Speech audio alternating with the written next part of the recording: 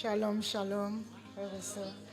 Je voulais dire merci au Seigneur pour ma délivrance.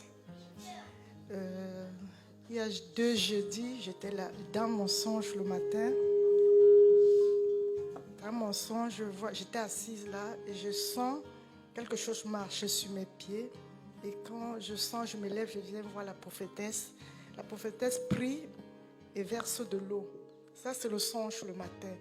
Et le soir, quand je viens, la prophétesse demande à Marie-Laure et Shannon de prier sur des gens.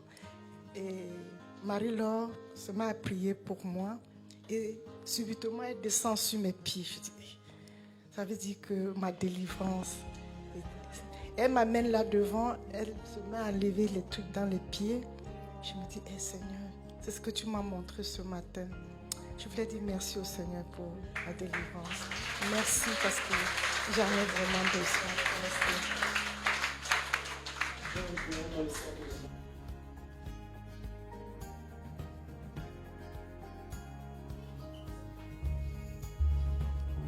Bonjour, frères et sœurs.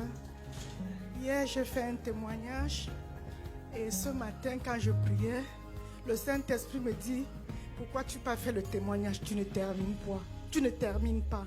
Pourquoi tu es allé faire le témoignage? Tu n'as pas donné l'origine de ce que tu as dit. Il faut que tu ailles témoigner. Et quand je me lavais, il me menaçait. C'est tout ce que je veux parler. Je suivais Kazarema. Je suivais Kazarema au téléphone. Tous les soirs, je suivais Kazarema. Et c'est ma copine qui m'envoie le lien. Et elle me dit, suis, c'est un monsieur bien. Je me mets à suivre Kazarema. Quand on est en train de... Il est en train de parler de Dieu, mais il ne lit jamais, il ne parle jamais de la parole de Dieu. Pourquoi il est toujours en train de demander l'argent? Elle me dit, non, il faut suivre, ne t'occupe pas de ça. Et tous les soirs, je suivais, tous les 23 heures, je suivais Kazarema. Et une nuit, je fais un songe. Pendant que je suis en train de suivre, j'ai un profond sommeil qui me prend et puis je m'endors. Je suis couchée dans ma chambre. Dans le songe, je le vois arriver. Donc il arrive chez moi, il trouve mes 2 enfants et mon mari. Et quand je me réveille, je le vois. Je suis contente de le voir. Et quand je veux le toucher, il ne me touche pas. Je dis que ouais, je suis contente. Je me dis, on m'avait toujours dit que quand un homme de Dieu vient chez toi, c'est que c'est l'ange. Et j'étais tellement contente, mais il me regardait avec un air de mépris. Mais j'étais là, j'étais contente toujours de le voir. Après, il dit à mon mari, on va lui faire la délivrance. Et il commence à me faire la délivrance. Et après, pendant qu'il me faisait la délivrance, je sens quelque chose monter à ma cuisse. Je tiens. Et je suis au sol, j'ai mis au sol. Mes enfants viennent vers moi pour me toucher. Il dit, ne la touchez pas, ne la touchez pas. Allons. Il est plein, ils s'en vont, ils m'abandonnent. Après, je me réveille. Quand je me réveille de mon sommeil, je me dis, peut-être c'est ma délivrance. Il prend les qui s'en va, il prend tes enfants. Lui, il est parti avec les enfants et le mari. Amen. Est-ce que quelqu'un écoute ce témoignage? Quand un homme de Dieu entre dans ta maison, il te voit avec mépris. Ça veut dire qu'il montre que vous êtes en esclavage. Il est en train de te montrer comment, ce qui te fait voir en face là, la vraie face. Il te montrait la vraie face. Donc il ne vous considère pas. C'était la vraie face. Parce que Dieu est amour. Un homme de Dieu se présente avec le visage d'ange. S'il trouve que tu es en train de combattre, il combat pour toi. Il te met de l'autre côté, il part. Mais si un homme de Dieu te droite, ça veut dire que tu en aurais, te donne tes erreurs. Attention à ce que tu fais. Là, mais pas te mépriser. Et quand il prend tous tes enfants, là, il était en train de te détruire. Là, toute la destinée de ton mari, la destinée de tes enfants, c'est ça qui partait comme ça. Et il a empoisonné le pied. Il a envoûté le pied et ils sont partis. Et c'est comme ça que je tiens l'objet qui montait dans mon pied. Après un moment, comme j'étais à terre, je souffrais, j'ai lâché. J'appelle la copine le matin quand je me réveille.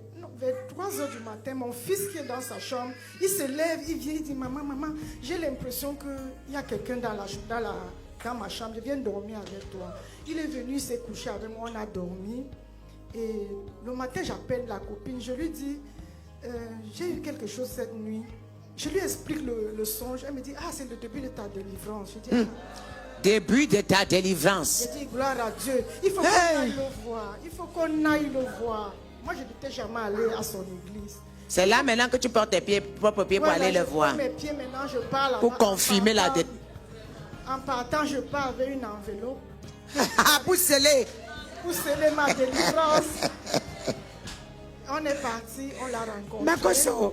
Makoso a dit que je n'ai jamais vu des gens bêtes comme des chrétiens. Bêtes comme des chrétiens.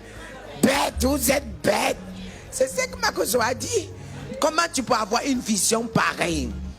Et tu as une vision pareille, tu portes l'enveloppe pour aller sceller. C'est quelle histoire ça? Quelqu'un vient porter toute ta destinée, pas avec, tu vas sceller. En fait, je n'étais jamais allée dans une église religieuse, j'étais encore catholique. C'est ma copine qui m'amenait à l'église, donc je ne priais pas encore. Donc c'est comme ça que j'arrive à son bureau, il se met à prier, il me dit, hey, heureusement que tu es venu, parce que tu es enfermé dans une forêt au pays. Heureusement que tu es venu. Quand je pars, il prie, il me dit, bon, tu fais un jeûne de 3 jours et tu reviens. Et le 3e jour, tu reviens. Quand j'arrive à son bureau, il me dit, tu viens avec une bouteille d'huile. Quand j'arrive avec la bouteille d'huile, il bénit la bouteille d'huile. Quand j'arrive, il me dit, tu sens l'odeur de la mort. Heureusement que tu es arrivé. Tu sens l'odeur de la mort, tu es arrivé. Et c'est comme ça que, il me dit, mets-toi à genoux. Je me mets à genoux.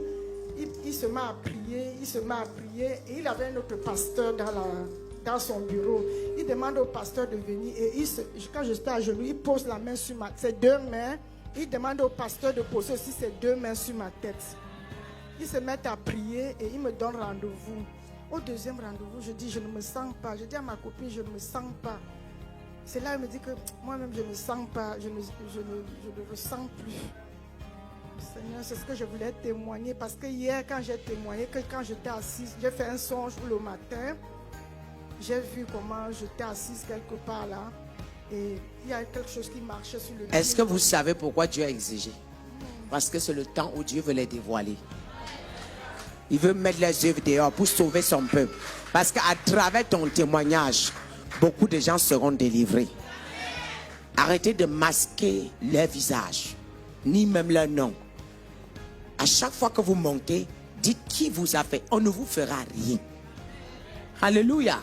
Ne vous fera rien. Au départ, moi, je disais, Seigneur, je les cache. Il me dit, non. Tu es là pour prier pour eux. Ils sont au bon endroit. Qui dévoile. Quelqu'un qui écoute ça, beaucoup vont se désabonner. Beaucoup vont fuir. Grâce à ton témoignage. Toi, tu as trouvé la délivrance. Mais quand tu caches, tu n'as pas aidé les autres. Sois béni, ma chérie. Sois béni.